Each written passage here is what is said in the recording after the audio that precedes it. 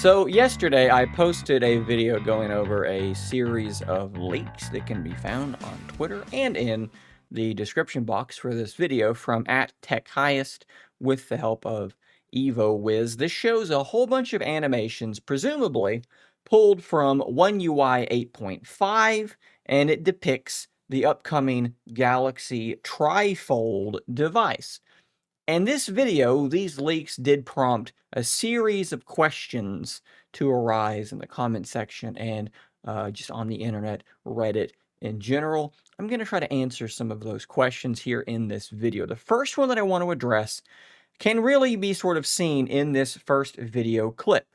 As you can see here, this device opens up with two hinges, hence the name TriFold.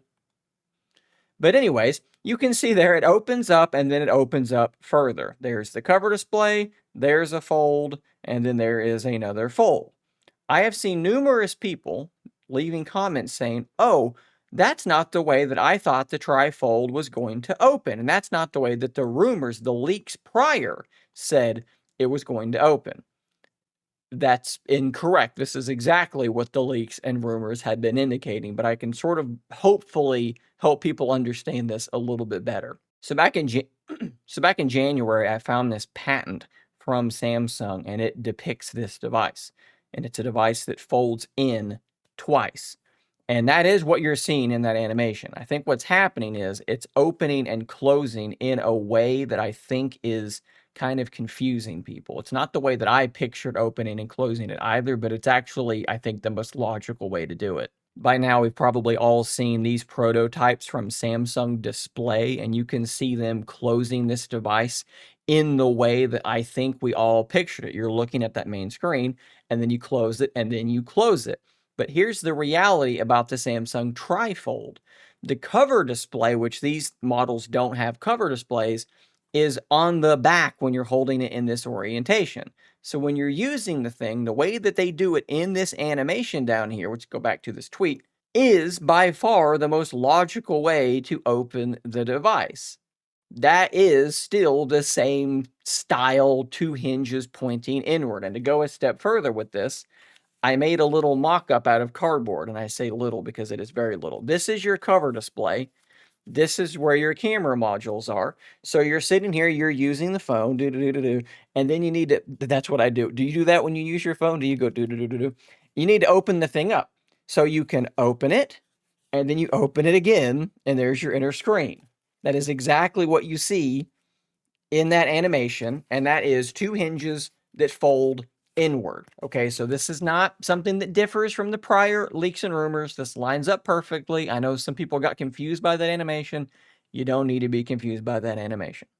The second question that people have been asking is, looking at that cover display that you can see in this first animation, is it wider, more narrow than the Z Fold 7? How does this thing compare? It does look a little bit more narrow than the Z Fold 7. So what I did is I grabbed a screen grab from this. I took it over to Pixlr, and I have overlaid the Fold 6 and the Fold 7 so that we can compare. So first off, here is the Z Fold 7. And as I drop the opacity on this, you can see that it is just ever so slightly more narrow than the Z Fold 7. You can see how the Fold 7 sticks out beyond it right there. So it does, if this is accurate, to scale, it does appear like it's a little bit more narrow. Now keep in mind, I'm matching them height-wise and then seeing the difference in width. There may be other differences like the height. So this is a very basic analysis. But it does seem like if the scale is the same, if the height is the same, it's going to be more narrow. And that would still, regardless, sort of imply that the aspect ratio is more narrow than the Z Fold 7.